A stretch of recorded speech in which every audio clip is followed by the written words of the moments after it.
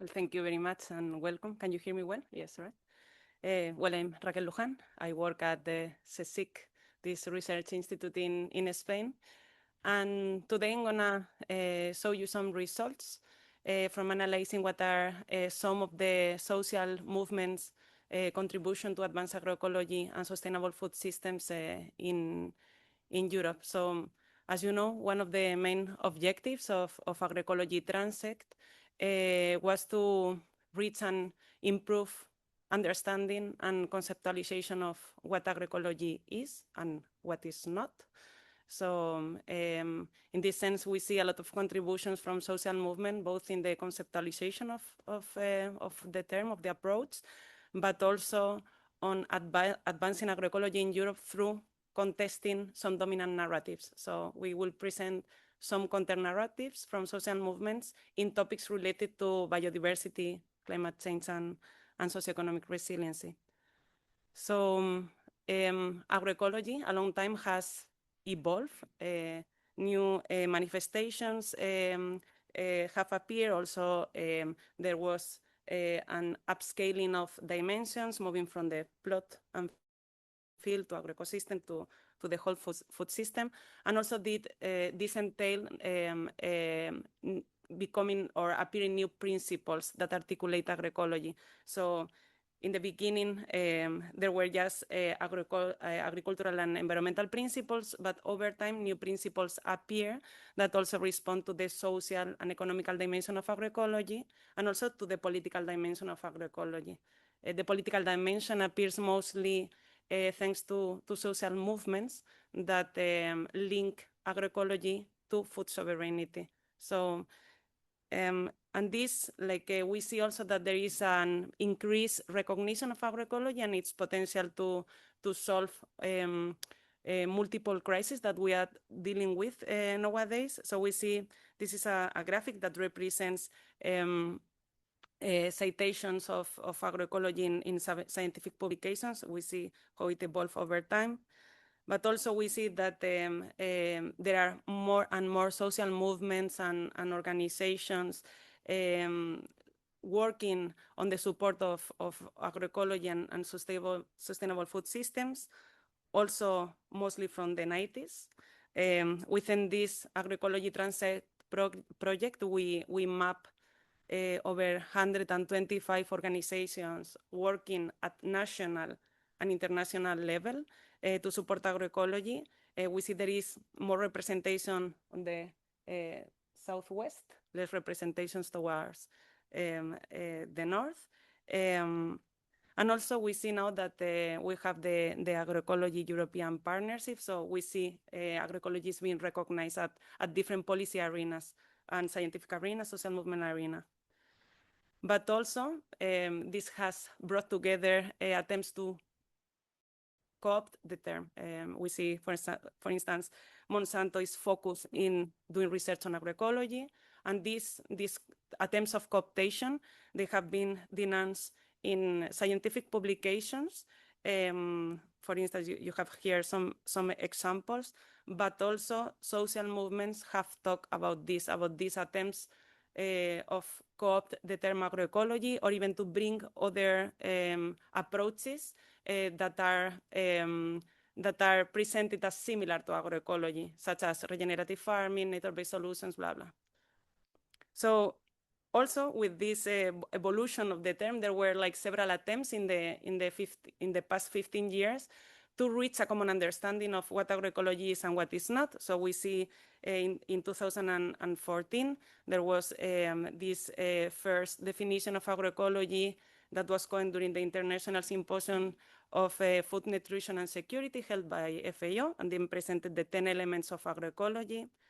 Also in 2015, social movements gathered in Mali, in Nieleni, and they came up with their own definition about agroecology, because they saw also there were some greenwashing or co-optation of the term during the FAO International Symposium. And also we have more recently in 2019, the 13 principles presented by the high-level panel of experts from the Committee of Food Security, also hosted by FAO. So one part of the results that we did through Agroecology-TRANSECT was to compare what they have in common, these three different definitions, and what are some of their specificities. So if we have to think about food system transformation, split it in what farmers can do at agroecosystem levels and what other stakeholders can do at food system level. We can split the principles that articulate the definitions. At agroecosystem level, we see FAO presents 5 elements: diversity, synergies, resiliency, recycling, and efficiency. The high-level panel of experts presents 7 principles that more or less overlap with FAO elements, but they depict some principles into 2. For instance, FAO talks about diversity, and the HLP split it in biodiversity and economic diversification, but they overlap in content. And we see social movements present just one pillar, ecological and low input, that gathers all these elements from FAO and HLP into just this one pillar. But what we see different is that social movements also say, okay, there are compatible practices with agroecology, but there are also incompatible practices with agroecology, which are like new genomic techniques, agrotoxics, patents, etc., commercial seeds, blah, blah. There are practices that are not compatible with agroecology. At food system level, we see that FAO presents also 5 elements. The HLP panel presents 6 principles, and social movement presents a lot of elements. Like we see there are actually 10 elements.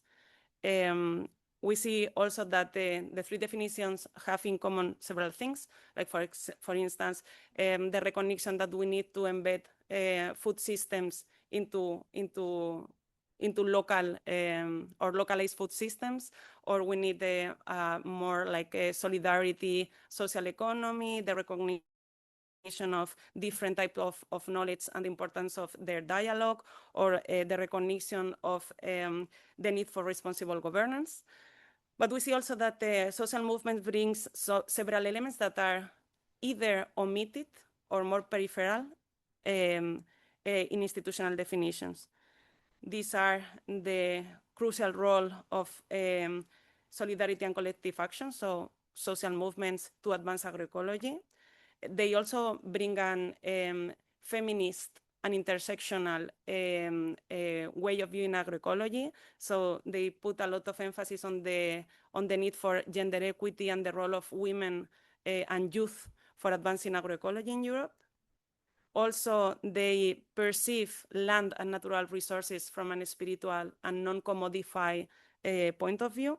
And also they need that for advancing agroecology, we need to transform and challenge power structures. If not, it's not possible that the dominant food regime coexist with an alternative food regime based on agroecology. So on our research, we saw that omission of some of these elements in institutional definitions could be strategic, to boost agroecology in different arenas. And then it can allow for later tightening through guidelines, conditionalities, red flags, indicators, blah, blah. But also it has some risks. For instance, it could lead to conflicted interpretations of what agroecology is. So we see, for instance, in the strategic plan of the Common Agricultural Policy in Spain, there is an eco-scheme on agroecology, and herbicides are allowed. So we see a lot of people embarking into agroecology, but herbicide reduction didn't happen. Also, we see that if there is not explicit this need to challenge and transform power structures, it could lead to the appropriation of the concept, as we have seen with regenerative farming, which is completely co-opted by big corporations. Also, if we don't make explicit the non-commodification of land and natural resources to advance agroecology, it can lead to interpretations close to other farming approaches, such as climate-smart agriculture, sustainable intensification, and also this risk misinterpretation and co-option. And also we see that there are some elements that institutional definitions mention, but just it's like they account for, imagine gender equity in FAO and HLP definitions are present, so it helps visualizing there are inequalities, but FAO, NILN puts a lot of focus, like we need to address the systemic forms of gender-based discrimination. If not, we are not gonna solve the problem, and even we could worsen it. So I'm gonna leave Bertrand to continue with the perceptions of stakeholders in these specificities that we found between the different definitions, and then I will continue. So I already mentioned Q methodology, which really is a tool to assess whether people have consistent or different perspective on agroecology. It's a mixed qualitative quantitative method that is designed to study people's subjectivity about complex issues. And to do that, you have to establish a number of statements, and people who participate have to rank this predefined set of statements according to their level of agreement or disagreement. Your favorite statement is on the right in green. The one you hate more is on the left, and you have a gradient of agreement along this statement. And you see that the grid is constrained by the number of cells, and this gives the statistical power of the analysis. 41 statements were therefore formulated during this co-innovation workshop. All the statements that were real sentences. Sometimes we organize it so that it's a little bit more focused, but these things were said by people involved in agroecology in Europe. And also people from working in local multi-actor workshop also said a number of things. And from all this narrative, we selected 41 statements. And then the statistical method clustered group participants according to the similarity of their grids. And we identify statements that shape the clustering, statements that really make that one group is different from another. And these are the statements of dissensus. So I'm coming back to Raquel's slide to say that the 41 statements selected were directly related to interactions between agroecology and biodiversity, climate, and farm resilience, which is at the heart of Agroecology-TRANSECT project, and also to the 4 NILN pillars that were just presented by Raquel. All the HLP principles were investigated, indeed, nearly all the NILN pillars, but I will only give some a flavor of what we obtained, focusing on the one that are here in yellow. The success of the method lies in the diversity of participants within the sample population. All the 207 people consider that they contribute, they are part of the agroecology movement. But we aim for diversity, because really it's from this diversity that the points will emerge. You saw from Raquel map that usually, and this will be, I will also mention this later, we have more information from Western and Southern Europe than from Eastern Europe. That's why we strongly focused, and also thanks to our Innovation Hub facilitators, to have more answers from Eastern Europe. The Innovation Hub facilitators were the first to test this method. They were surveyed during Co-Innovation Workshop 4. Then there were extra sampling in Bulgaria, Hungary, France, Romania, and Slovenia. We translated these statements in Bulgarian, Hungarian, French, and even Polish to reach more practitioners. And at the end, we had these 207 answers, and you see how they are balanced. And there were two key moments where we had the opportunity to meet people involved in agroecology from different countries, which was the Agroecology Europe Forum in Malmö, where we managed to have 40 surveys, and the Agroecology Partnership Network meeting in Bordeaux, where we had 25 more. And for the other, it was a snowball approach, where we approached more and more people to reach these 207. There are points of consensus. It's important to also identify not only the dissensus, but also the consensus, because on the consensus, this is where you can build without deterring people from their own values. So this is also helpful not to understand the consensus. And indeed, most statements on biodiversity and farm socioeconomic resilience were consensus. And just expressing two. Statement 24, agrobiodiversity is key to agroecology as genetic reservoir and cultural heritage. You see that researchers, practitioners, and activists have very similar answer, and that these similar answers are positive.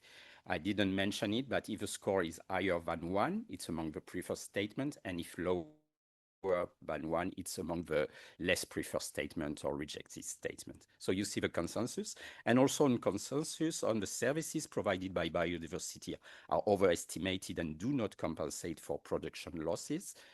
People reject that equally, whether they are researchers, practitioners, and activists. So people believe that agroecological system provides ecosystem services that can compensate for production losses.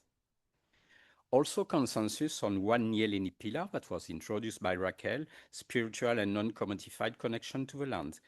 Producing food while preserving biodiversity is part of agroecological farmers' identity. You see that? Everyone agrees on that. It's statement 18. And farmers will not engage in discussion on spirituality they cannot recognize it. Maybe you will think that the formulation is a little bit tough, but this was said that way. And you see that it's rejected, a little bit more rejected by activists, but strongly rejected also by practitioners and scientists. So there are points of consensus. There's a weaker consensus, but that was a surprise. We seem to have a consensus on the absence of agrotoxics and GMOs. These are the two proposals we debated. Agrotoxics, artificial hormones, and GMOs can be used with caution in case of extreme events to mitigate yield drop. And 27 was cautious use of agrotoxic is acceptable as long as no viable alternative is accessible, but they should not be promoted. You see that the statements are not we should go for agrotoxics, it's more nuanced.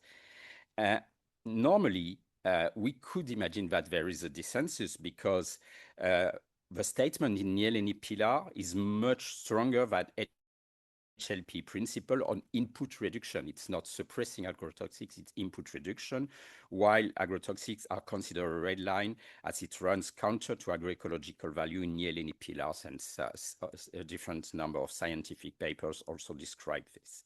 There was also dissensus in a study led by Agroecology Europe, published in 2020. And finally, we think that there's a weak consensus or weak dissensus, and this might be also a shift in the whole European agroecology community in response to the current backlash against Europe's green transition. There's not that much debate on that, finally.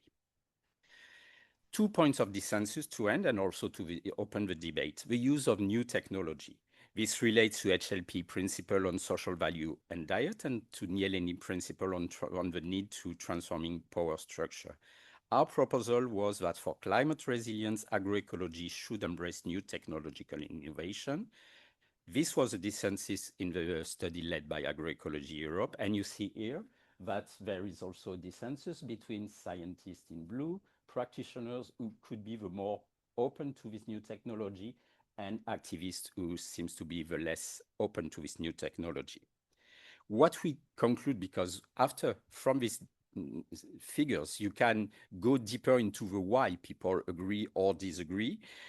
We think that going into the why, we concluded in the team that acceptance of new technology does not anyway call for one-size-fits-all perspective, and also rather depends on the underlying values and principle.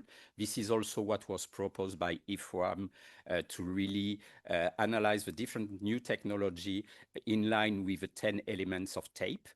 And we, in our team, we are on the same line, that we should not consider them as a one-size-fits-all strategy, and really try to think on how do they relate to the elements and the principle of agroecology. But anyway, we have to be clear that we have to be very aware about energy consumption, data ownership and availability, cost of this technology, and farmer autonomy and dependency upon unstable value change. That all this should be considered. This is also clearly written in some recently published paper. Another point of dissensus is agroecology and feminism are tightly linked as social movement. This was introduced by Raquel, and Raquel explained us why, for the social movement perspective, it makes sense. And you see that it's here that on average there was also a clear dissensus between activists in green and the other one. We agree, anyway, in the project that specifying gender inequalities in the definition of agroecology is assumed to help addressing the root causes which limit women's participation in agriculture. And I would like to highlight that there are indeed references that investigate that. For instance, from Eurostat 2020, we can learn that farms that are led by men are larger, have more area than farms led by women. And as you know, that the subsidies are also directly related to farm area. This naturally generates some unequal access to subsidies and productive resource between men and women. And some recent paper by Diamanti and collaborators this year have also analyzed the lack of participation in decision-making spaces, including agricultural organization, lack of participation of women. And unfortunately, we also have to refer to some rights violations, such as sexual abuse. The paper by Palumbo and Sciurba in 2028 focuses on migrant workers in the south of Spain and Italy. So this is, of course, a very complex issue, and there are also some European projects directly focusing on this question. And I just wanted to mention SWIFT project that is led by Marta Rivera Ferre to go deeper into that. And I leave the floor again to Raquel. I'm gonna try to be quick to leave a space for the round table. But what we also analyze for getting to know what is the contribution of social movements to advance agroecology in Europe, it was, we tried to identify narratives. We call them counter narratives because they always come hand in hand to contest dominant narratives from the agro industry or another powerful actors. So from 137 documents authorized by social movements, we identify 58 counter-narratives. So we cluster them or classify them within the three topics that articulate the project. So within biodiversity, we see many narratives from social movements that defend the peasant rights to seeds and seed systems, also the associated knowledge to their traditional seed systems as a way to preserve the agricultural biodiversity. And we also see that they contest commercial seeds, GMOs and new genomic techniques, intellectual property rights and patents, the use of pesticides, etc. Within the climate change, we see social movements work to defend and favor territorialized and peasant livestock systems. They also defend the need for real zero emissions and climate justice. And they contest industrial livestock systems and the logic behind net zero emissions, carbon offsetting technologies, lab-grown proteins. And within the socioeconomic resilient topic, we see they address several topics. For instance, the need to put forward access to lands and generational renewal, technological sovereignty, gender justice, etc. And they counter also, for instance, gender inequalities, global commodity markets, etc. So I'm gonna go a little bit into depth on some of the narratives. There are too many, so I just selected a few from each topic. So for instance, within the biodiversity topic, we see that the dominant narratives support commercial seeds. They say they are uniform. They help farmers to get more stable income, more stable production. They also promote new genomic techniques and their sustainability, safety, innovation, strategies. And then social movement, they say, that intellectual property rights through regularization, standardization, privatization of seeds, with the help of patent laws, laws, seed certification systems, etc. They are basically used by the biotech and seed chemical corporations to control the seed market. They also say social movements claim that new genomic techniques will have disastrous consequences on European agri-food systems because it won't be possible to distinguish genetically modified from non-genetically modified organisms, whether they are organic, conventional, agroecological.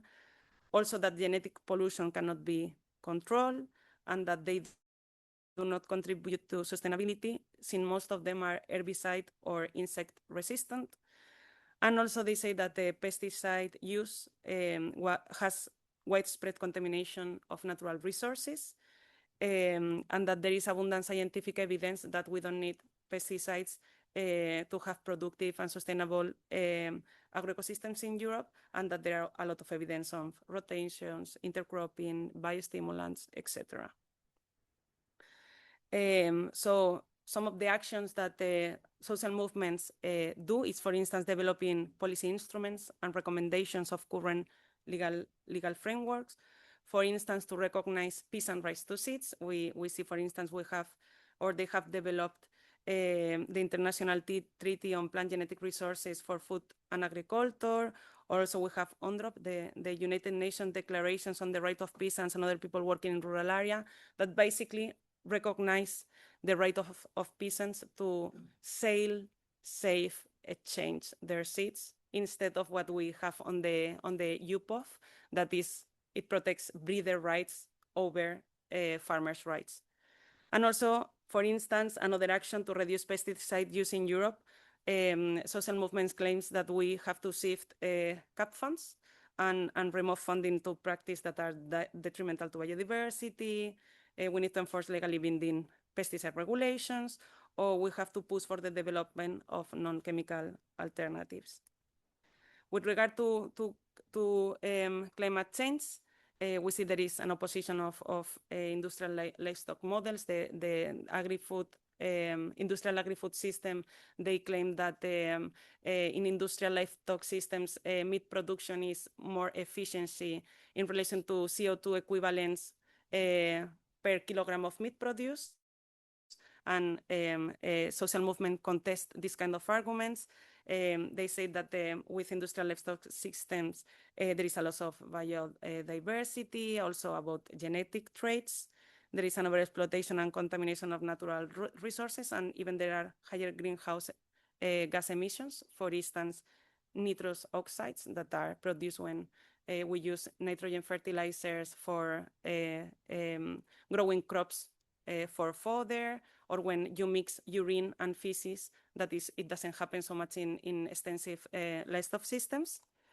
They claim that extensive livestock systems are key to combat climate change, and that we need to eat less meat, but maybe of higher quality, and that will help dealing with the consequences of climate change. Also, that carbon offsetting should target systemic transitions. We see some actions that also the social movement takes. Also, they help developing policy instruments and recommendations of current legal frameworks to support small-scale, medium-scale livestock farming models, to support greater self-sufficiency. Also, they say that CAP funds should be oriented towards transition towards peasant and pasture-based livestock systems. And also they have campaigns such as the Real Zero campaign to enforce a just transition towards agroecology and food sovereignty. Towards the topic of socioeconomic resiliency, social movement claims that Europe lacks enforcement of existing legal instruments to protect, for instance, land rights. So there is a need for more democratic control and appropriate land governance and policies. They also claim that there is a disproportionate influence of corporations into the national and international policy arenas, that technologies and digitalization are okay, but they need legally established rules to limit monopolies and ensure data sovereignty, promote nature conservation. and that there are structural inequalities, as Bertrand was mentioning, in agriculture and policy, and that these inequalities always impact more women, migrant workers, LGTB people, youth, etc. And we see also some actions, for instance, in relation to land. There was a report in 2013 about land concentration, land grabbing, and people's struggles in Europe. It was the first time that the land question was put in place in Europe. So they have developed several actions, such as the creation of the European Land Observatory, the proposal by the European Coordination via Campesina that they created a land directive for Europe, etc. And for instance, in relation to technology and digitalization, they have, through lobby, have enforced supports to open access and interoperability of new technologies. So as a conclusion, we see that the social movement play a crucial role for advancing a political and transformative agroecology in Europe. Pushing for enabling condition is this big gear, that helps moving, the other smaller gears. So we see the innovation support system and also like farming systems, farmers in Europe. And with that, I would like to give place to some people, representative from different organizations in Europe that work supporting agroecological systems through organic farming. We have here Bram Moescoops from iFarm Europe, Clara Borgin from Friends of the Earth, and Matteo Meta from Agroecology Europe. And well, we have also my colleague Elisa from CSIC in Spain, which will facilitate the conversation. Thank you for being here.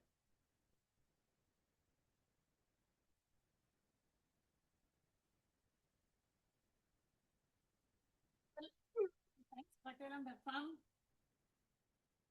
Yeah, I think up with the online. So yeah, hi everyone. Thanks again for joining us today. And thanks Bertrand and Raquel for the presentation. Welcome, Matteo, Clara, and Bram. Thanks also for accepting to be here with us today. We're so much looking forward to having this conversation also with you as representatives of social movements and civil society organizations in agroecology.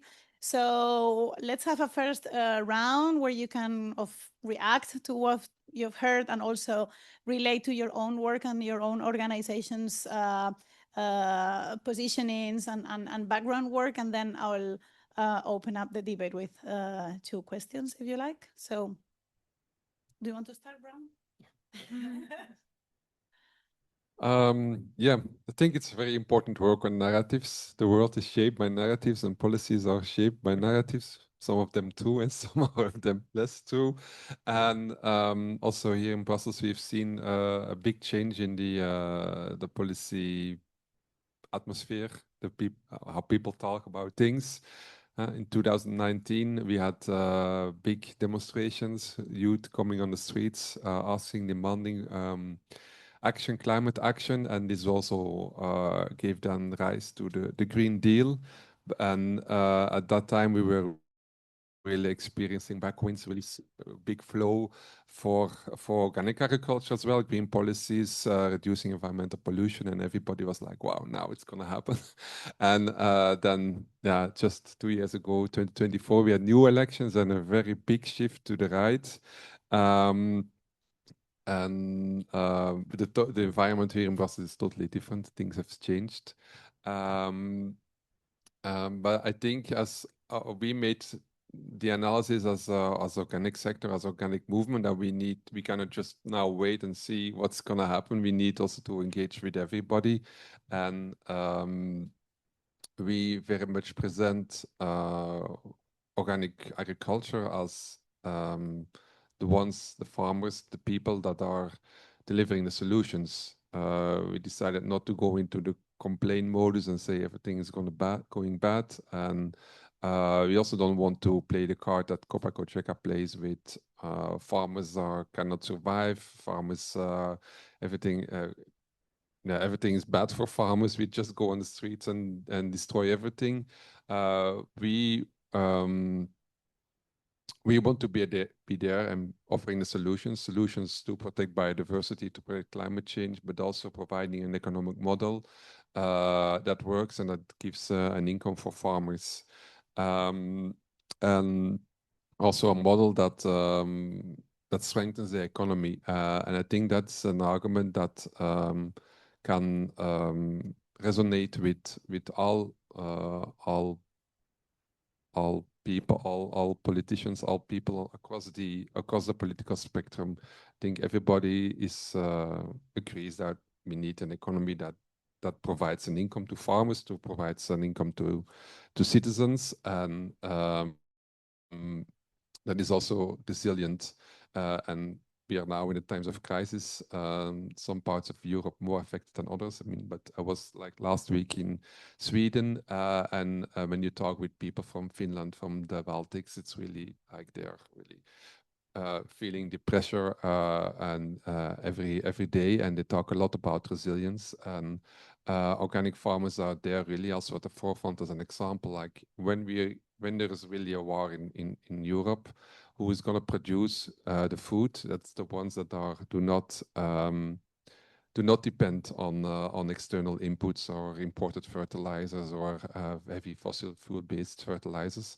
And the organic farmers there, yeah, they provide solution, and not just, let's say, wider than that. Agroecological approaches are probably the ones that gonna save Europe in these times. And so with this, I think that's not really a change from the narrative that we have always been saying, but by strengthening, highlighting these aspects a little more, we can also appeal to to everybody, not just like the ones that we used to, the green parties that we used to talk with, but with all parties. And yeah, I think that's important when in these times where the political environment really has shifted, that we not just now start complaining, but continue speaking with everybody, explaining that we offer solutions for everybody. Yeah, thanks. So I'm Clara. I work for Friends of the Earth Europe. So Friends of the Earth, it's the largest largest network of grassroots organizations in the world, like mostly on really focused on environment, but from the beginning really taking into account a lot social justice and fighting system change for system change. So we are connected to a very international movement. And the European office, we've been really more focused on what's happening at the EU level, but we also represent groups all around Europe, so beyond the European Union. And we have many different campaigns, so not just on food and agriculture, but in our campaigns on food and agriculture, agroecology has been like the defining narrative, so it could resonate a lot of, so even if we don't necessarily have campaigns really focused only on agroecology, it's about what's enabling for agroecology and what's disabling for agroecology. So we had campaigns on against the new genomic techniques and the deregulation. I've been working since I work at Friends of the Earth on pesticides, and we also have a campaign to build local resistance against factory farming. And actually other colleagues have also worked on the free trade argument. So all of that kind of to try to fight against, let's say, policies that are dissembling for agroecology. And when I started working on pesticides, it was on this sustainable use regulation, which would have set binding targets for pesticides. And there it was also with the objective that, if we did have, unfortunately that got completely dismantled, but that if we did have some binding targets for pesticides, then there had to be some transition for agroecology, because we cannot produce without pesticides in industrial farming. But since then, as was mentioned, we're in a completely different context, and a lot of the work now is more on damage control and trying to prevent things from getting even worse. So now I work more on maybe some of you are aware, but there's many omnibuses, they're called, to deregulate and to remove all the social environmental standards that we've achieved in the current decades. And on pesticides, they want to make active substances. Most of them, they want to authorize them like in an unlimited way. So it's really, really frightening, and something that we're now working on more on a damage control, unfortunately, less on really positive agroecology solution. But at the international level as well, and I've been part of Nyeleni actually, and there was recently in September another Nyeleni meeting, which brought together with the aim also of bringing together movements also beyond just food and farming sector. So that was also kind of interesting how, like the previous one that was mentioned on the narratives was really about reclaiming the word agroecology and food sovereignty and defining it. And in this case, it was also about, how do we achieve it in this current system? How do we actually fight for system change more broadly? And I think that's also quite important in this current context to, of course, continue to do damage control, but also build together broader alliances and actually really think together and not forget. So I'm really, I'm happy that this, about this presentation, I think we should really not forget the political elements, and not just, of course, it's better farming practices, but it goes much beyond. It's about who controls the food system, who gets to decide over it, and what kind of future we want to build together. So I'm happy to be part of this discussion. Yes, good morning, everyone. I'm Matteo Metta, policy manager at Agroecology Europe. And thank you for the invitation, and thank you for all your time. I don't have so much to add from the presentation. Very well done, this social analysis of agroecology. I cannot say that I speak on behalf of my organization or I represent the whole Agroecological Europe Association, so I'll take my word as mine. And my job, I deal with policies. As you know, agroecology is not a certification scheme, is not a label, is not a private standard. We have too many already, too many labels. That doesn't mean agroecology is anarchy or is something very abstract, is a narrative, or is no, it's the contrary. Agroecology really depends on policies, on regulations, and our field of action is in the science, is in the movement, is in the practices, and I would add also in regulations that are fair to businesses, that protects the farmers, the consumers from all the abuses that we know. And that means that this is not really the right time for agroecology in the European Union. When we see all the deregulations going on, we need to really unite ourselves, not around specific label or a specific certification, but we need to unite ourselves to laws and legislations and territories that really defend farmers, whether they are agroecological, regenerative, conventional, but really all are impacted by the direction we are going to. So yes, in our work, we try to look at the inconsistencies between decision-making and the field. Just to name one, the European Union is about to give 540 billion euro to buy fertilizers. We don't know which kind of fertilizers. Instead of giving those money to the practices and the farmers who have either used organic fertilizers or both organic fertilizers, or maybe they've gone in a different direction. So there is a system that continues to save a very distorted agri-food system, and it's not easy to change the direction. But I think what you did in this project, and I hope that there will be a lot of follow-up, is to build a legacy and build resources that can be later on used to keep this struggle. Thank you. Thanks very much. So I was wondering, So based on what we have heard so far, no, on the current situation you've been describing, now we have this clear policy shift at EU level, but we also have a legacy of social movements that have been not only claiming for, but also providing evidence on alternatives and real life existing practices and measures. So yeah, in this critical moment where we also see the real effects currently in our bodies of climate change, not only in the farmers that feed us, what would you say are the most critical levers for change and also for resistance of these trends that you have mentioned we are seeing? What would you say are like the key, the critical levers that would need to be addressed? For me,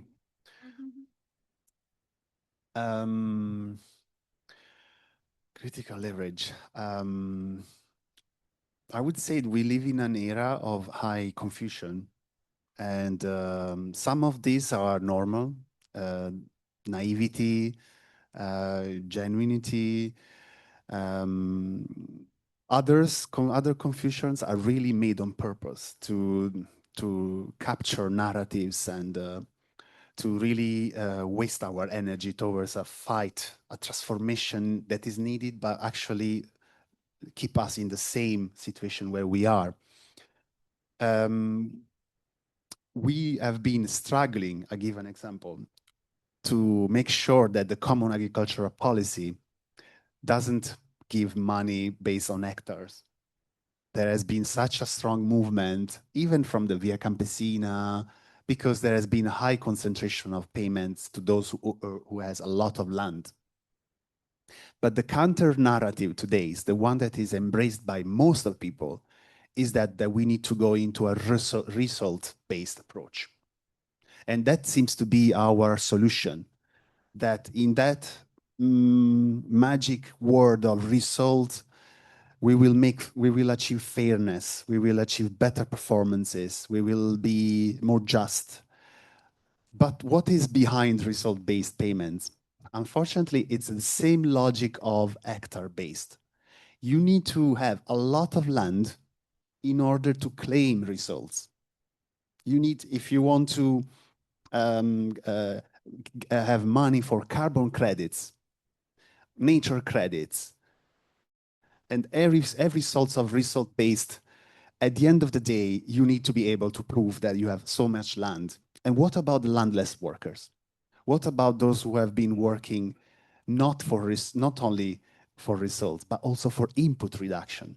Those who have been making sure that we don't use chemicals, we don't use pesticides, we don't use GMO.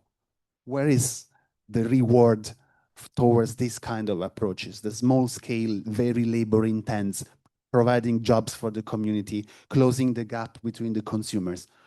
Where are they? Where is the money going, or where is the support going in this direction? So there is a lot of confusion, which is enabling the business as usual to keep continuing. And we need to be very smart. We need to be strategic. One easy solution is there has been so much critiques on the organic movement, even within the agroecological movement.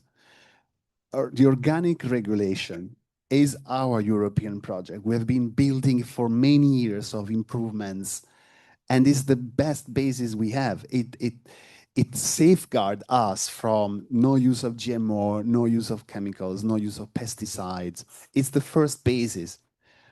It can be improved. It can be made more accessible. Look at France. In France, the certification for organic is paid by the state.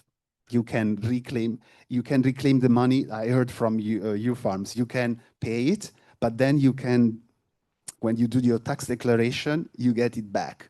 And many small-scale farmers might be interested in that. So it can be made more affordable. It can be improved in the administration. The regulation itself can be improved a lot to give more space. But regions and countries can go beyond that regulation. And you see regions like Occitanie, or you see some other regions that they develop regional organic plans. You can have a national plan for organic, which brings organic closer to agroecology. So I hope I didn't make you lost in this conversation, but if I can summarize, first of all, we need clarity in our direction. And secondly, instead of starting from scratch, let's start from what already exists and improve it. Yeah, thanks. It's a very difficult question. I think it's one I always struggle with a little bit, and also within this, like working with the system, working, yeah, against it, or working kind of, yeah, outside of it. And I think, of course, all of these different approaches are very much needed. So I think we still need to, yeah, we still need to do all of this damage control. I mean, we cannot just let what's happening at the EU level happen without trying to, yeah, put a stop to it. But I think also, yeah, it's really important to build these alternatives, to show that they exist, to show how they work, and the project, this project also bring scientists and farmers. I think it's really, yeah, it's really needed to prove that concretely things can work. And yeah, and I think we need to kind of also manage to bring people outside of our own bubbles, or trying to also get citizens that are maybe not not into the whole farming. Actually, we often struggle with using agroecology as a term, because our citizens that we um, that we reach are like environment, like on our side on the environmental issues, but I think agroecology still is kind of not the most understandable term for them. So I think that's also a lot of work that still needs to be done there. That of course doesn't mean that we should not use the term, but maybe make sure how we use it and how we define it, to make it more understandable, and to bring this to bridge these alliances. I think that's what we're trying to do at the moment, not just for food and farming, but also in this whole deregulation agenda, bringing trade unions together, bringing actors that maybe have not always, that we don't always agree together, but in this current context, we can find a lot of convergences. And I think that's, one of the most important steps for me in going forwards. Trying to think. I had another point, but then I forgot about it. Maybe it will come after. Okay, well, after what Matteo, all the good words that Matteo brought about organic agriculture, I'm not sure if I can add a lot. But I would say building bridges is really crucial. Staying connected, talking with others, explaining what organic agriculture, agroecology is about. For example, with people working in the public health sector, explaining how, and also using their science, also using what they have found about the impact of pesticides on human health and the health of the environment, and working with them as allies to promote organic agriculture, pesticide-free agriculture. Also working with animal welfare groups, but maybe also even with groups that are outside our usual people that we work with, churches maybe. We talked about the spiritual value of our landscape and food, and I think also in Western tradition and Christian tradition, there are elements that can recognize this. So maybe that's also something we can explore. And apart from building bridges, also staying focused and not avoid too much infighting and saying I'm a bit more agroecological than you, and yeah, what you are doing is nice, but I'm actually better, and that just distracts us from really advancing on towards more sustainable farming practices and more sustainable food system. And Matteo already mentioned it. We have a common European project that is organic agriculture. I think we should be very blessed. We are very blessed with that. And of course, it's not perfect. The organic regulation is not perfect, and it's going again to a revision, and that's a very painful process at the moment. But it's a common basis, and of course, it can never be perfect because it has to meet many different realities on the ground.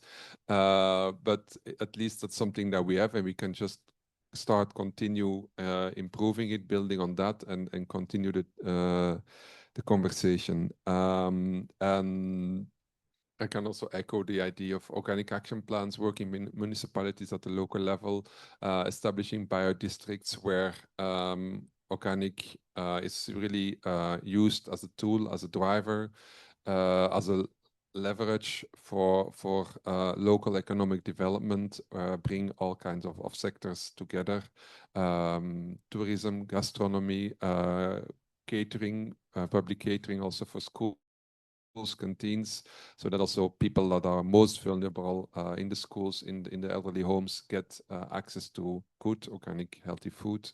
Yeah, I think I'll keep it with that. No, I mean, there was a lot on organic farming, but I also wanted to mention, because I think it's also about who gets to consume this food. And I think that's also really important to take that into account and to think also of ways to make it more accessible for people. And actually in Belgium and in France, there's been some projects. So it's not something that I that I work on personally, but that I'm a bit aware of towards social security of food. And it's really interesting. And I think in different countries also now they're trying to push it forward. And it's really at the moment very much like citizen-led. So it's about based on how much you earn, you pay a certain amount, and then everyone gets a fixed amount that they can use in some shops that they select. So they all construct this together, and it's very interesting. And even people who do earn less, earn more, do participate in this because it does create as well a community feeling. It makes them contribute to something good. So it's really, I think it's I don't know. Yeah, it's in French. It's Sécurité sociale de l'alimentation, and there's a project now in a commune here in Brussels that's working quite well. So just also advertising this one. If I may rectify something, I don't remember if I said earlier billion or million regarding fertilizers, but it's million, 540 million. So I don't remember. Thank you. So I think then I think we could wrap up with 3 core messages if I got you right. No, one would say stay focused, clarity, know where we come from, and honor the legacy, and not start from scratch, and use all the evidence we have and all the experiences we have, and to know also where we're going, where we're heading to, even despite the storms. The second point would be to stay together, no, to take care of these bridges, of these convergences, with different actors, with everyone, because at least this is the good thing of working with food, that everyone eats, right? And it touches upon health, upon spiritual values. So I think there's still, I think you threw their interesting ideas on the potential spaces for enlargement of the community that are still perhaps to be explored. And then the third point I would say is like stay local and regional with real strategies, and no focus on biodistrict, on municipal policies. So stay local, regional, and play also at the local scale.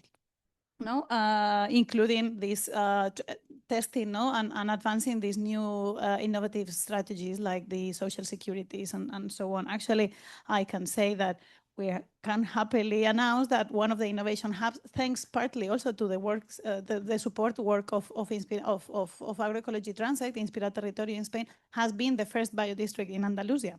So it has been appointed by the regional government. So yes, these things actually help also, no? So we have only 10 minutes left, but I would like to throw you another difficult question, but I think it's also a message relevant for us as researchers. So you've seen how we have tried also to push forward this action research project in which we have been reflecting a lot ourselves, no? So I would like to take the chance also for you to support us on this self-reflective process. And also based on your work so far with researchers, because social movements and civil society organizations do work with scientists, no, and with science. So in this creation of your evidence, of your reports, of your narratives, how is your relationship with science and scientists? And are there differences depending on the narratives and or the topics that you work with? And this is the most relevant part of the answer, perhaps. So you will have like 2 or 3 minutes per person. So what do you expect from the science community now in this current moment to collectively advance agroecology? Do you want to start, Clara?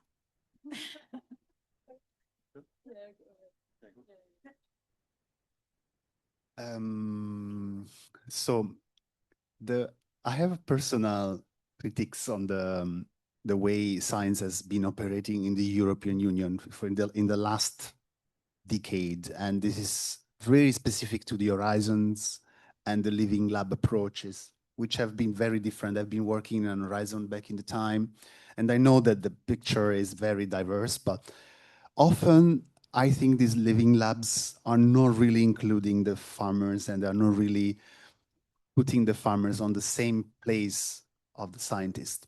And there is no budget allocated to their time. The meetings and the research is done at the time that is convenient to the scientist and not to the farmer.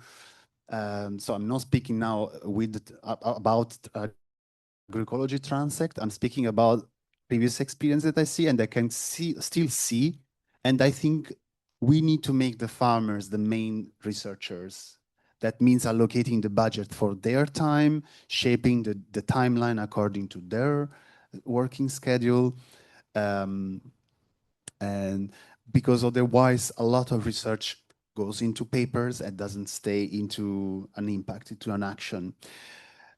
It has to do a lot with the way projects are budgeted. They follow this logic of the budget proposal and the time and so on. I think we can be smarter than that. We cannot just be saying, oh, it's because of Brussels and we need to follow these templates.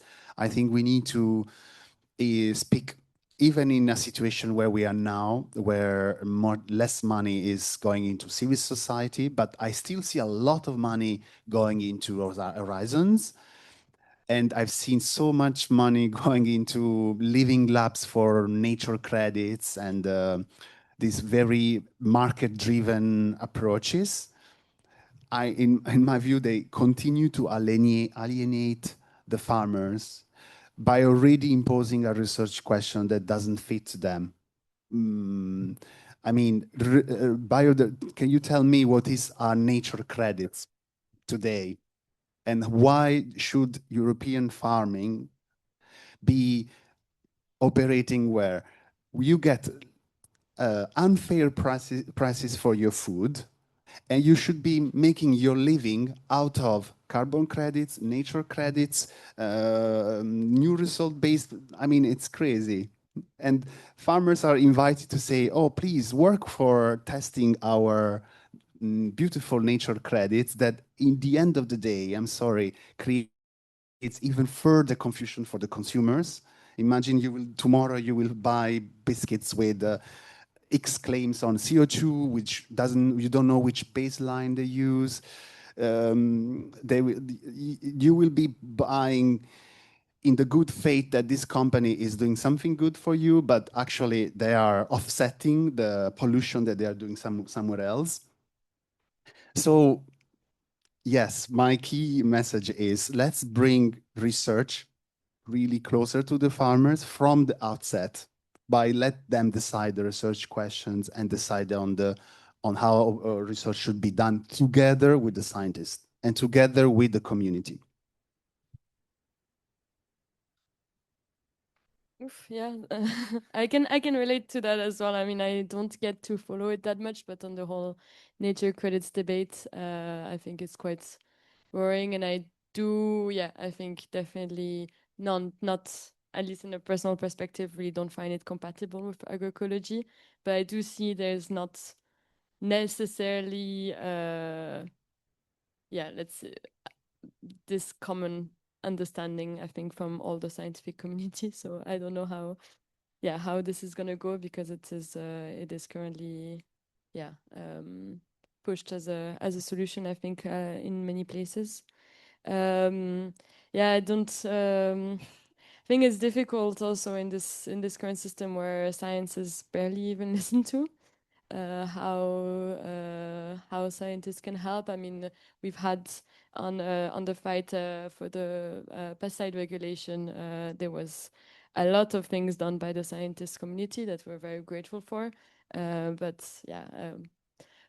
What impact it had, I don't know. But of course, it's really important that we still have it in a context now with this food omnibus where pesticides will be completely deregulated, and there's been no impact assessment because the Commission pretends that it will have no impact. So it's great that scientists are actually doing these kind of assessments that we can use. So I think, all that the work that is being done is really useful. And has to be beyond just a research paper. It has to be used in a way that can actually, with mobilization, hopefully people can start, can really, I mean, we in France, there's been really strong mobilizations on against pesticides, against a local law, but there was 2 million signatures in like 2 weeks. So it's really, people are still reacting. It's like there is still, obviously it's hard now because people have lost hope, but there is still momentum that can be used and that can hopefully be supported by the scientists, and the scientists can still do a lot of that work of bringing the let's say more rational arguments to our campaign. So I think we still very much need you. I think I would like to combine the two perspectives that were brought forward. I agree with Matteo on all the critiques on scientists working with farmers, but at the same time also convinced that we need science, and that scientists can help to demonstrate what organic farmers or agricultural farmers are doing, to what benefits they bring for the environment and for the health of people, also for, again, economic resilience, but also to improve practices. Of course, there are, even if agroecology and organic agriculture is not a finished thing. It's not like now we know how to do it and that's it. In the previous presentation, we talked about NGTs, it was brought forward, but there are also other approaches to breeding crops, breeding animals that are more resilient, that are more adapted to low input conditions. And we need science for that. We cannot just say, of course, farmers have a lot of knowledge and we need to recognize this knowledge, but there is also input from science needed to improve and to create varieties and breeds that are adapted to organic agriculture. And for example, also on new technologies, digital technologies, with all the caveats that there are about data ownership and energy use. It can also be a powerful tool to bring knowledge together, to help farmers take the right decisions, to better understand what's going on the farm. And so farmers need to work with scientists need to work with farmers to develop these kind of solutions, to make sure that they are not just creating another dependency, not creating another ready-made solution, but something that works for farmers and helps them to take better decisions. And so, there are many other examples on nutrient recycling. We can also think about how we can design systems that we can recycle all the nutrients that we are on our daily basis emitting in the toilet. How can we bring them back to the land in a safe way? So there are many areas where science is needed and can help improve farming practices. Yeah, thanks very much. So basically, I take also two messages, no, as you were saying.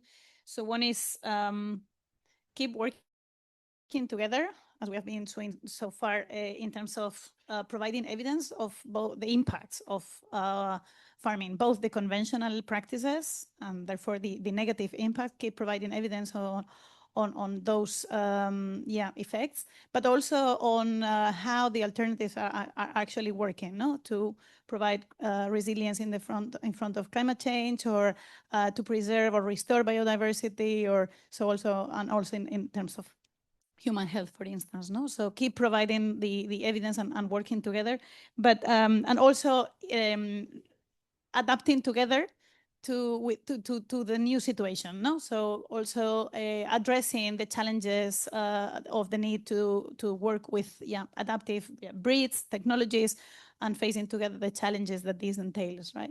But do it in different ways, right?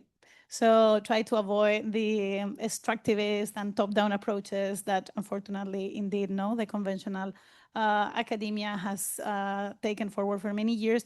This is something that, somehow I think is that at least within the agroecology community we're trying to challenge, but I totally agree that it's difficult, no, because of many institutional inertias that we bring, but also academic inertias and the ways the epistemologies, no, of how we work and how we create the research questions indeed.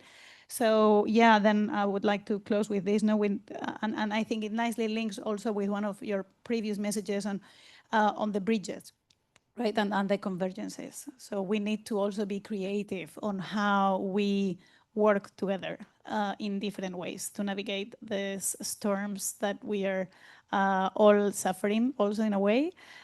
So we need to be closer to the farms. Indeed, this Living Lab approach is taking momentum. I have also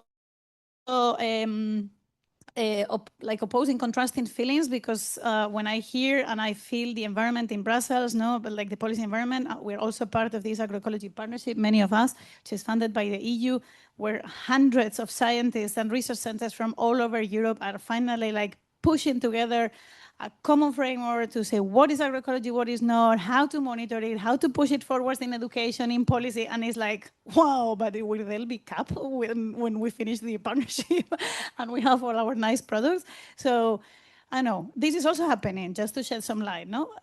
Like in scientific terms, and the living labs are there. We'll need to see how actually this works in real life, and what living labs are in real life, and how we relate from the science perspective with them. So this is a very relevant debate, I think, that we need to keep pushing forward. So I want to thank you all for this super interesting feedback.